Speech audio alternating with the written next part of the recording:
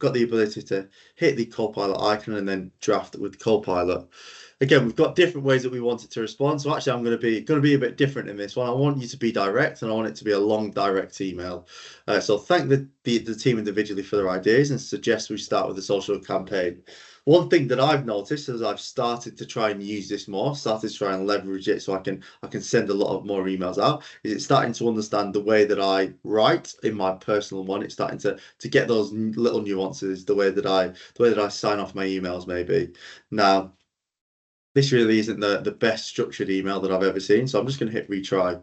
It's always good when it doesn't do it right the first time, because we can ask it questions and we can get it to that end result, so you can see the ways that we can get there. So again, it's not quite done it. It's been very direct. It's not the longest that I've ever seen. So what I'm going to ask it is, please structure this email. So again, I want to add that structure in there. I don't want it to just be a blurb, a throwing out of words. I want it to be structured. I want it to say, "Hi, Louis." Go through the actual email itself, and then give me off those. Then sign off for me as well.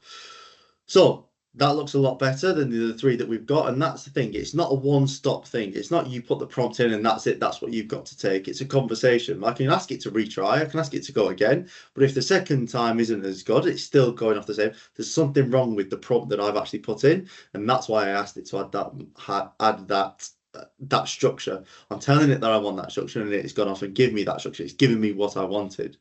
So I'm now going to hit keep it with this one. So we've got a subject in there. It's taking the subject from the email itself. I'm going to get rid of that, and now we've got the email. So we've gone through, we've thanked everyone individually. We've suggested that we're going to go with that social media campaign, and then we're thanking everyone for their hard work.